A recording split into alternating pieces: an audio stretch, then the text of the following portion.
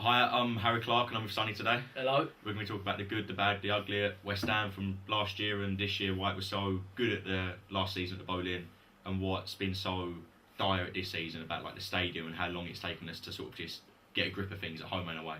So Sonny, why do you feel last year was we finished like 6th or 7th, why were we so good and so dominant at home?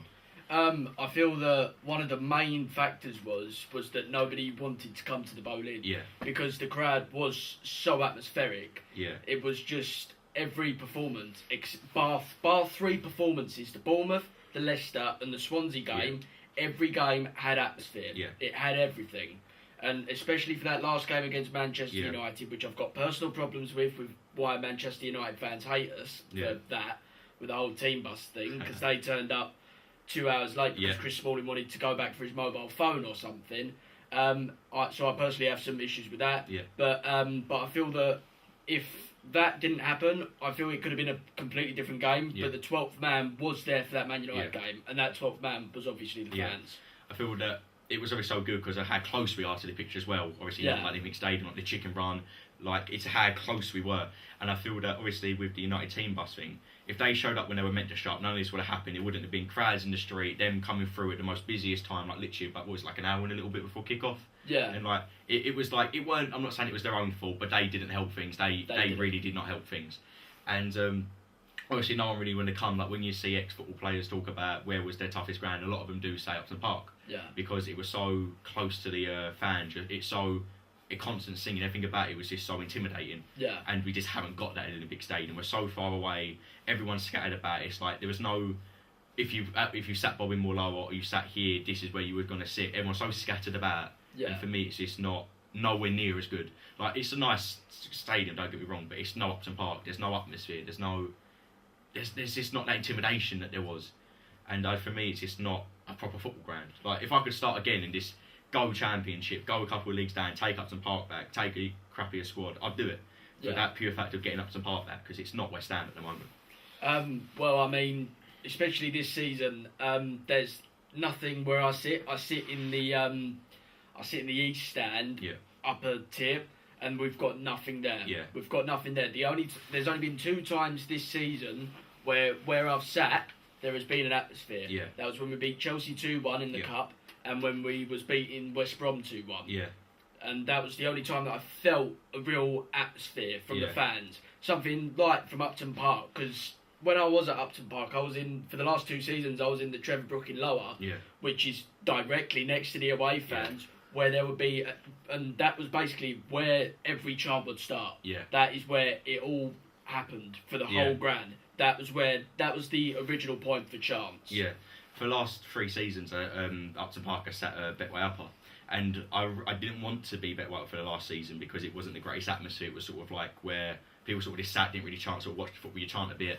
But it was like I didn't want to risk it and try not to renew the last season, try to get a ticket somewhere else because I knew they would have been really, really hard to get hold of. Yeah. So I thought I'm not going to risk it. I'll just stay there. It was obviously really, really good, but it wasn't. The atmosphere wasn't amazing at that part, but you could feel it around the ground. Whereas like the atmosphere at like the Olympic Stadium, like right next to the away fans, that little block there is the only little section that is part of like the old West Ham. Everywhere else is just. You can't stand. Yeah. You sing. You're chucked out. Like so I know mates that have got banning orders because they've stood up and sung. I know a mate that got a banning order. He weren't even at the game. Apparently he was on CCTV. What was it? On something, but it was like bad behaviour, like whatever their like correct terms are. He weren't even at the game. I don't think he was in the country. I think he was on holiday. And and stuff like that. It's so not West Ham. It's so modern footballised that we can't stand this, that, and the other. But I think another reason, it's going to sound stupid, that we did so well last year, not this year, was Dimitri Payet wanting to play football. Yeah. Because he made people around him better. Because like last year, it was like just him, Lanzini, in that midfield, just how they played, pass the ball back. It was so key. It just made everyone else look better. Yeah. It was like everyone else actually worked for each other and wanted to do it. And I think a big factor of us not starting the season well was losing to Astra. I think a lot of players thought, well, that's like I think a lot of players really blamed each other and probably had a couple of bust-ups, obviously, Payet being not wanting to be at the club, And obviously I know Antonio was right back for like the beginning of the season, which a lot of players had a lot of problems with. They spoke to Bilic about. And I just think how did it change so much in the space of such a little time? Like, we were so dominant at home. Even away, we were amazing. We would literally, teams didn't want to play us. I went into every game up to Park thinking we're going to win this. When it's Olympic Stadium, we could have Burnley at home, and I'm scared thinking that we might get righted here 3 or 4-0. It's like, it's not good how quickly it's changed. If you know what I mean, it's so. I just feel like, no matter like the stadium and that, it's obviously take time to get used to, but it's just not West Ham at the moment. And the pitch is 5 yards wider than what it was at Upton Park. And that is one of the main factors as to why we struggle at home. Is because we're struggling to deal with that extra 5 yards. Because I went Palace away and a couple of other grounds that have like smaller pitches, and we looked so much better because we were better at passing the ball and being quicker. It's like at the Olympic Stadium, the pitch honestly reminded me of Wembley, and it's so big, and you got so much ground. It's like we get tired very quickly. And like you can watch this, like I think the only person that runs like constantly past like the 80th minute for me is Antonio or Obiang. After that, it's like they're obviously all professional foot players, so the fitness is amazing, but it's the pitch is so, even like that. If people might say, "Oh, it's only 5 yards," I'm not making excuses, but that is a big difference. Yeah, it is. It is a very big difference to what the players were used to at Upton Park. And it obviously the running track in between the fans and the pit, like obviously the running track just in between doesn't help. And because it's big, and it just doesn't feel like. You could be singing over the other side, and I could be on one side, and they could be singing the other. I couldn't hear it. No. Whereas Upton Park, I could like pick out where it was coming from. You could hear it, so it could sound like it was next to you. And we haven't got it anymore. No, definitely not. No, and for me, obviously, Pyatt leaving was like everyone at the time was like, oh, he's like players didn't want him to. Like some fans are like, oh, like being horrible to him on social media, like it's like calling him like Judas, this, that, and the other. Whereas for me, obviously, I'm not happy he left, but we should be happy that he gave us the chance to be 7th, and he basically single-handedly, I think for me, did that season for us. And obviously now we're playing a lot better because he's out the club. Their players are like the strongest they've been together. So there is a positive from the Pyatt thing. But what do you think about the whole Pyatt situation? With the whole Pyatt situation, I think it all started. In fact, I don't think it started this season. I think it started when we lost 2-1 at Stoke. Because if we had beaten Stoke, we would have gotten confirmed Europa League place. And because we didn't get that, we had to go through all the qualification, and we had to get humiliated by Astra at the Olympic Stadium. Again. And especially if those decisions later on in the season, like at Man United, Chelsea, and the other games, they could have gone.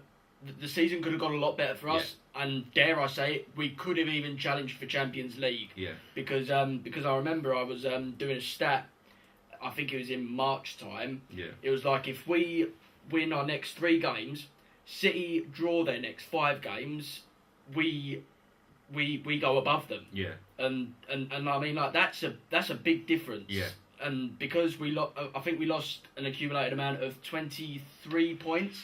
Towards the end of the season, that is the difference between Europa League qualification playoff and Champions League place. And that was sort of the bar for Pyatt, because he wanted European football, and he wasn't getting that with us. Marseille would have had that, but I think we had such a good Euros as well, such a good season. I think in a way, I think he was not. I think he kind of used us in a way. From like, I feel like he knew that he was good and he had it, and then we gave him that chance and that stage to be Premier League football, play amazing. Like what was it, like 25 combined goals and assists all season, plus an amazing Euros.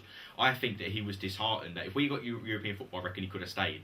But I think that he was disheartened that no massive club come into him and wanted him. I think that he felt like he deserved that, and I think that he just thought, no, well, I'm not doing that again at West Ham. I thought, you know what, I'm just go back to Marseille. The league's easier, look better. But even now, he doesn't even look like he scored yesterday, but they lost 4-3 to Monaco. Like, I don't think they haven't won a game since he's been there. He doesn't look good. And I don't know if you've seen this, but when they was getting beaten 5-1 by PSG, there was a massive West Ham flag in the PSG crowd.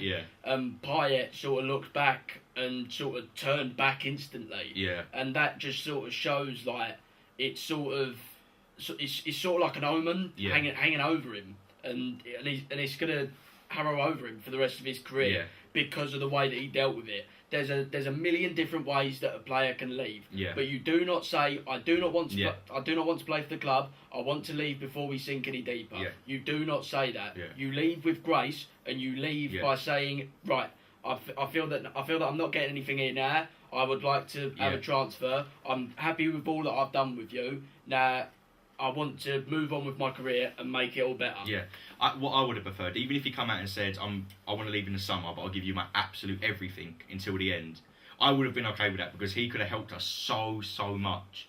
But he going, I don't want to play for the club anymore. He hadn't spoke to Noble in weeks, like not showing up to training, refusing to play for the under-21s.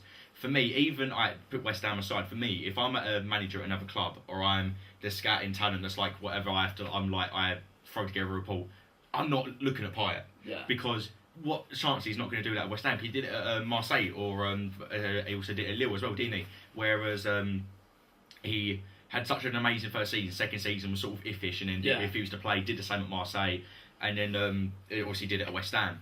And I think that he'll do it again. I think that he throws out the pram, and he'll throw massive. I can't see him going to a bigger club than what he was at, because Marseille, for me personally, obviously being a West Ham fan, it's a downgrade because the league's so much worse. Playing against Farmers, the attendance at their ground is worse. And it's just basically everything's. And it's just basically they don't play for the champions. Yeah. They play for Champions League spot. Yeah.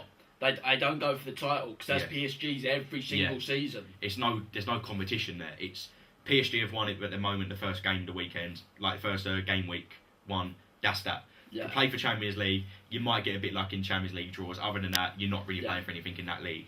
And even now, I think that I would still have him back if... Actually, I would like him back but nothing ever happened. But I couldn't take him back knowing that he didn't want to play for us. I couldn't do it. And a lot of the things that came out behind the scenes, like he said, he was going to fake an injury so he didn't have to play for us.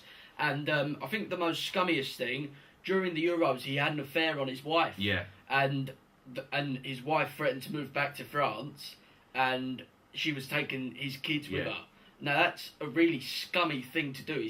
It's a John Terry-like thing to do. It was just really bad.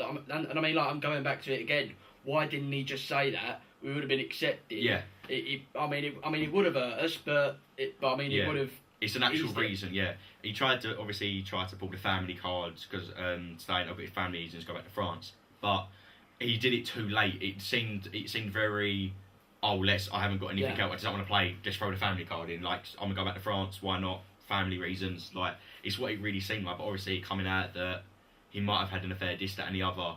Like, you can understand, but if he had just led with that and gone, I'll give you everything to the summer, but I need to go back to France, I think fans wouldn't have been as disheartened and probably would have accepted it at the end. Yeah. And just sort of like to wrap up, we've been talking for a little while now. Yeah. Yeah. What do you think the main reasons for why it went so well last year and the reason it went so bad at the beginning of the season this year in a minute or two? What do you reckon's the main reasons? In answer to your first question, I'm going to have to say atmosphere. Yeah. The atmosphere obviously made it hard for teams to come away with good results. Yeah. I mean, Swansea was the only one who came away with a good result, 4-1, and every other win for an away side, it was a tight one. It was 4-3 or it was 2-1, and I mean, it was really because I mean, we went on an 18-game run where we just didn't lose at the bowling. Yeah. And the reason why I think that we are struggling at the Olympic Stadium, I have to say again, it's the atmosphere. Yeah. And it's the stewards, it's the way that the board's dealt with it, and I personally think that the board should go. They should sell up now. I think, and then obviously I think we were sold.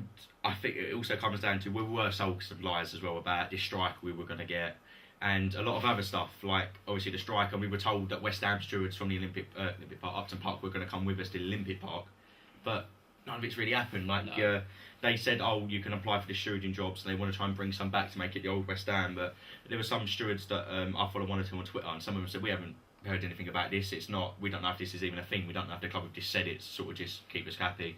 And obviously the no standing policies. It's everything sort of just I reckon has gone against us. And really. Yeah.